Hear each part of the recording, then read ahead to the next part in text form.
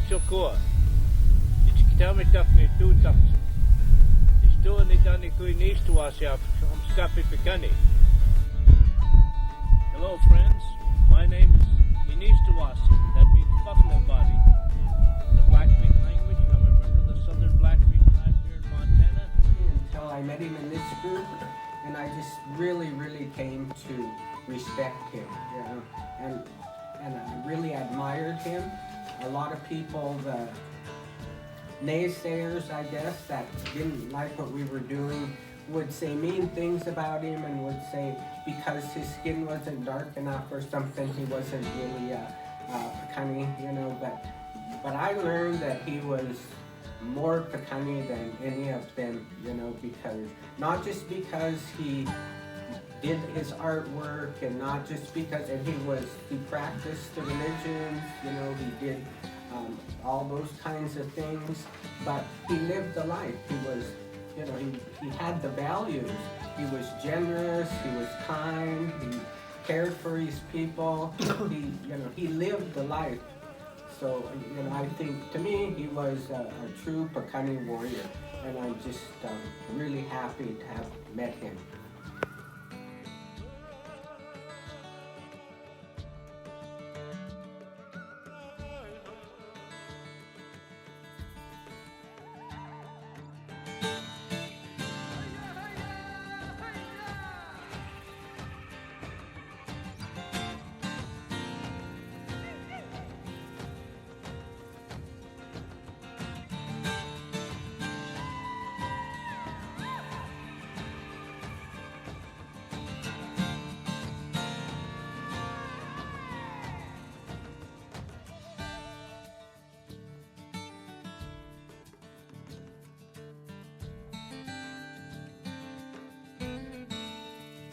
Okay, Nixukua. Hello friends. I'm Angelika and I'm the commentator of this video. Growing up, you know, he was, 12, 13 years older, maybe a couple years older. But all the time I knew him, there was this unbridled optimism that flowed from him. I would get down and I would be really dark. And if Darrell's optimistic, what the hell am I feeling?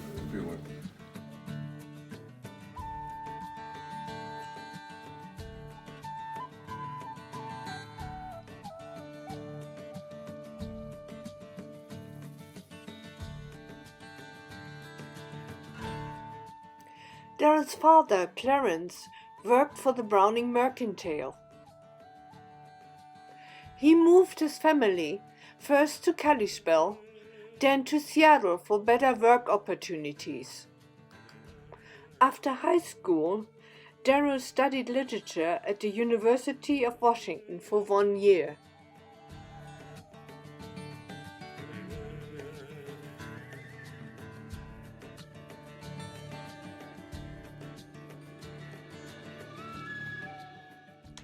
After his service in the Navy, Darrell studied professional sales and worked later for the Metropolitan Life Insurance.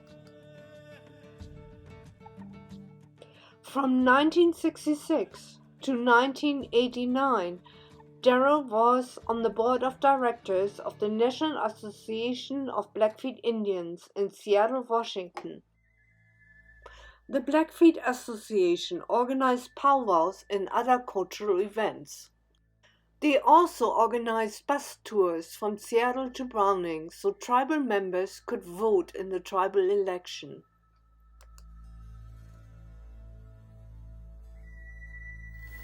Okay, all the relations. Hoki Nixuokoa. Been asked to say a few words for Darrell's memorial, and for those of that you are here to celebrate Darrell's memory. I'm going to cover a few points as quickly as I possibly can. My name is Alex Gladstone. I've known Darrell since I was 11 years old, 1966. And out in Seattle, 3,000 Blackfeet moved out there during the war. And Darrell was among the first people that I met for participating in the National Association of Blackfeet Indians. At that time we had a bunch of get-togethers, Blackfeet from all over the country that were organizing for gathering the reimbursement or the per capita payment of the Sweetgrass Hills claims. There's a whole bunch of political discussions that went with that. Let's suffice it to say that Darrell was a player in that and a participant in it. He made a lot of effort. Some of the people that he worked with out there, Newman Hood, Darrell, let's say, I'm going to go down as I remember them. Lincoln Bilodeau, Harry Barnes,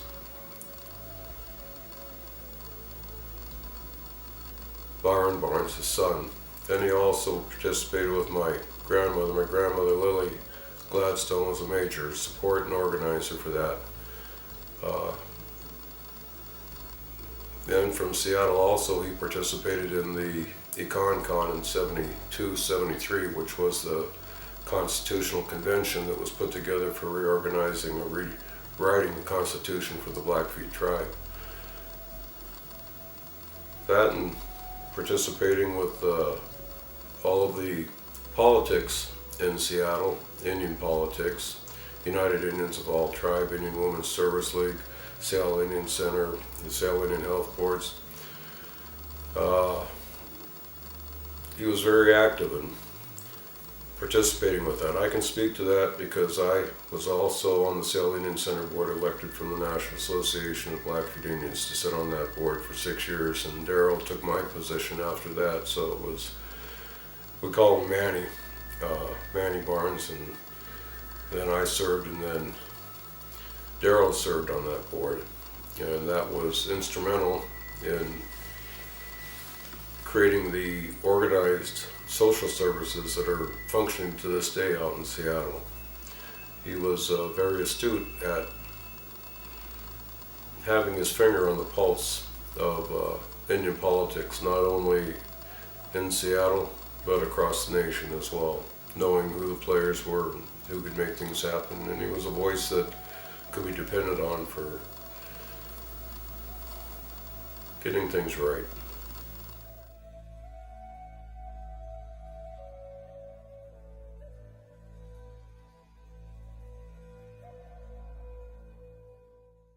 From 1980 to 1984, Darrell studied at the North Seattle Community College. He graduated with a Certificate of Fine Arts. And in 2007, Darrell received the Outstanding Alumni Award by the North Seattle Community College. Darrell came back to Browning once or twice a year, during Indian Days or for the pipe dance. Oh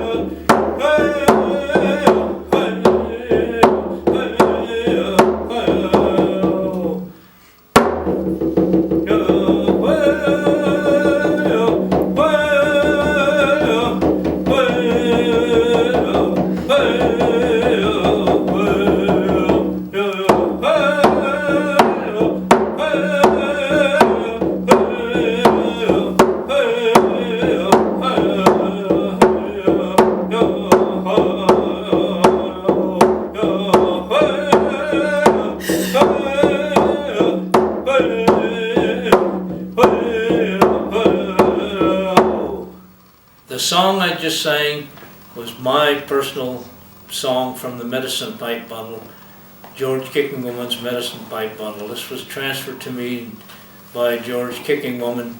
It was called Bull Plume Song, and it is a song where I dance with a blanket. I dance this dance every springtime when the Medicine Pipe Bundle is open.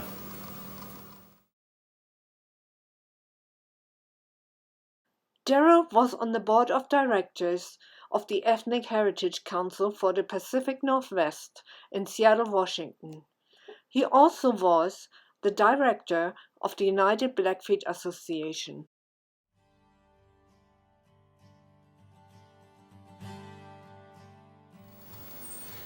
Okay, Nixagua. Nisto, Nisamato, Kirita Mokoto, Mikisto. So, sharing with you who I am. I like Gladstone. Longtime pine. Gladstone red crow. Share with this because it's, you know who I am and why I have the rights to speak this way. Talk about my friend Darrell Norman. We briefly spoke about his time in Seattle, his involvement with politics, Indian politics, and his involvement, my involvement with him out there. But then in 89, 88, he was out in Seattle and his life had changed. He made a choice to sell his house out in Seattle after his wife passed away and build up here back home. And today I'm sharing this with you from his living room. So in the time that he was building this house and I was still out in Seattle,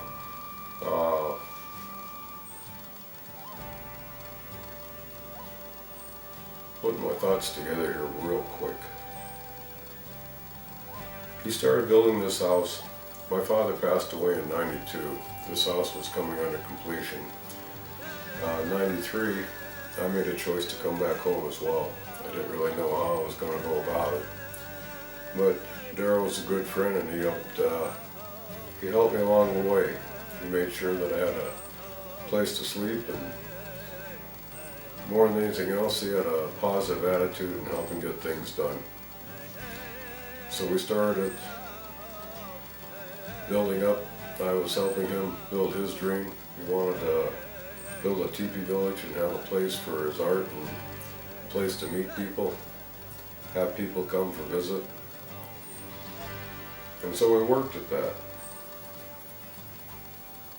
And as time has borne out since 93 through 2000, 2010, where we are at 2023, and this time, this place has come to pass. I'm working on my place out there now. But in that time, one of the most important things that happened was the revisiting of our traditional ways. I got to know George and Molly. I've been visiting with them since '84, and I've been participating with Msuma Hunima, our longtime pipe, in the mid-90s, 96, 97, someplace in there. I was adopted in with Ninamska, received my bracelets, and that was possible because of the support and help that Darrell provided for me and my family, my boys, all participating with society now. So that part of the miracles that happen back home here is not well known, but because I've been asked to speak on this for Darrell, it's important for people to know this part of his life and the changes that he made. Anya.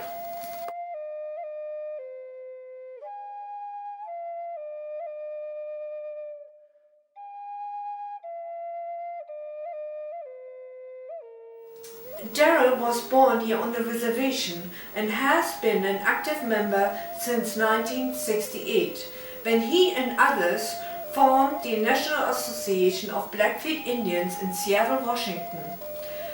Darrell's background is that of a traditional and contemporary artist, singer, dancer, teacher, speaker, and is also a member of the Thunderpipe Society and the Crazy Dog Society.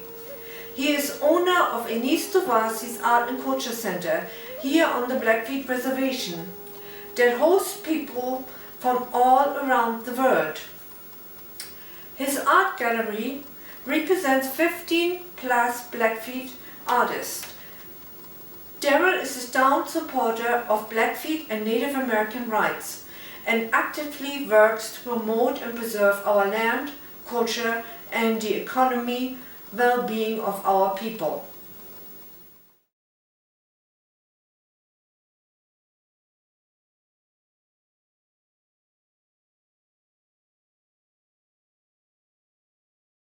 Today I'm going to tell you something about the crow. Maisto, the crow, the wisest of the birds, in ancient times led the people to the buffalo.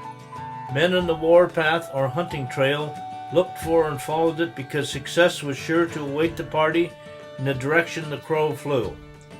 Two restless crows in the path of a war party indicated enemy ahead. A crow circling over a camp meant that some news was forthcoming. The crow had healing powers. The crow teepee is one of the oldest teepee designs. Crows are found in medicine bundles, and one of the oldest warrior societies was called the Crow Carriers Society. There are dances and songs relating to the crow. This sculpture depicts the crows in a ritual dance. One carries a special pipe, the others carry ritualistic items as a medicine bag, fire sticks, and hoof rattles. This wood sculpture is done in traditional Blackfeet pictographic design. I hope you enjoy this piece of artwork. Okay. Se äiskumok reisnakin natus. This Darrell, I'm calling on our creator, that old man, for helping understand this. Now, I'm wearing the capote because I've been adopted into the Knitsum at our Crazy Dogs. That happened several years ago now. Got my rattle. Darrell has his rattle. Now I'm speaking to you as a member, tribal enrolled member, society member, descendant of the old man Red Crow. So I've got rights to talk to you about the people that Darrell knew and Darrell helped here. Out in Seattle, he knew Glen Eagle Speaker, Horn Society.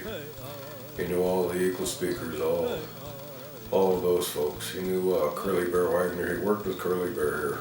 It's my cousin. They worked with supporting a lot of society functions here. He could be called on at any time because of his relationship and his rattle connects him at a lot of folks don't know that he took care of his rattle, he carried his rattle well, and he was good friends with Clyde Every, Victor Schertzy, Clyde Every runner. He'd sing with those guys regularly. He knew George and Molly, that's keepers of that long time pipe, Masuma Kunama. He was always there to help with putting that together. And, good friends with Doris, Kicking Woman, all those folks. He was very proud of his Blackfeet ancestry, Blackfeet heritage, and he was there to be called upon at any time. And I can stand here and be witness to that. Just commit to Anya.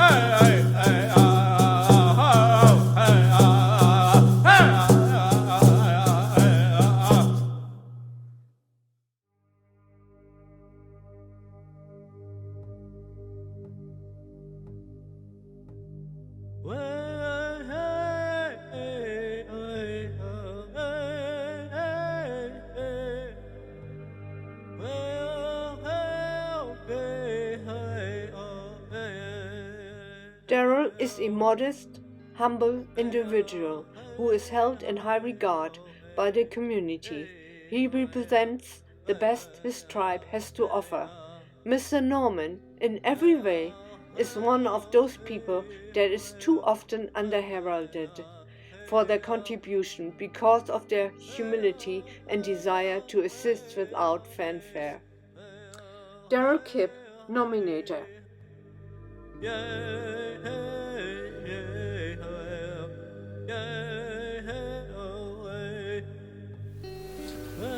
I am making buckskin crows. They're small fetishes made of nice soft tan buckskin. They are colored with soft pastel pigment chalk. They will be decorated with bells and beads and feathers. And these crows, along with some bluebirds, will be going to the Indian Craft Shop in the Department of Interior building in Washington, D.C. Darrell's artist statement. My art reflects the beauty and tradition of my Blackfeet Piikani heritage. I not only work in traditional materials and do traditional items, but I also do contemporary works in non-traditional materials based on Blackfeet design and imagery. As art is an integrated part of our lives as Blackfeet, I immerse myself in all aspects of it: dancing, singing, ceremony, storytelling, and visual arts. All of these things help me express myself in the arts. Say something. Say something. Yeah. I am making horse fetishes for the Indian craft shop in the Department of Interior building in Washington, D.C. I will be making 12 of these horses and 12 buffalo fetishes and 4 drums and 4 crows and 4 bluebirds.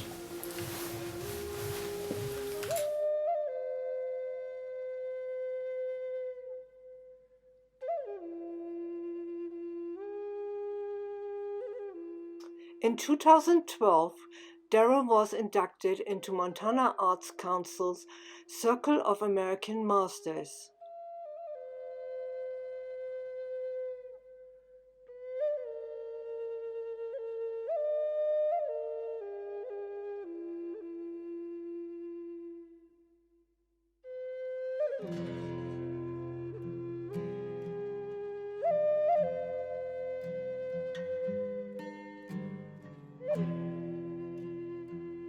I am making a white buffalo out of white buckskin. This white buffalo has the morning star painted on its shoulder. It is decorated with bells and beads and feathers and small buffalo teeth. It has a small offering bag on the back of the buffalo. And this buffalo is going to go probably to the Montana Wildlife Foundation, because he's been around for a while, and I thought it might be a good donation for their cause of preserving the wildlife here in Montana. So this is what I'm doing. Here in Browning, Darrell was active to support the Museum of the Plains Indian. He also volunteered to review loan applications for NACDC. Darrell attended the Blackfeet Constitutional Reform Group for several years, regularly each week. The goal of the group was to transform the structure of the Blackfeet tribal government.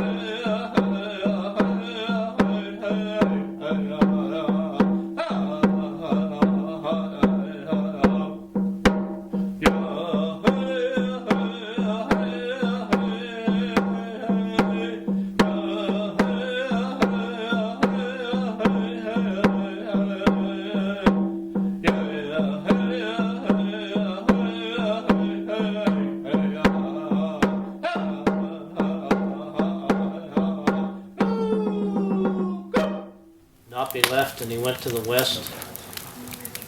And he told them before he left, I'll be coming back someday.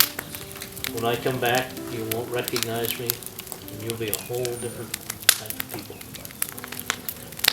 And that's what's happening. People have changed. We are people of today, and if Napi did come back, we probably wouldn't recognize Napi. But if you ever want to find Napi, go look in the mirror.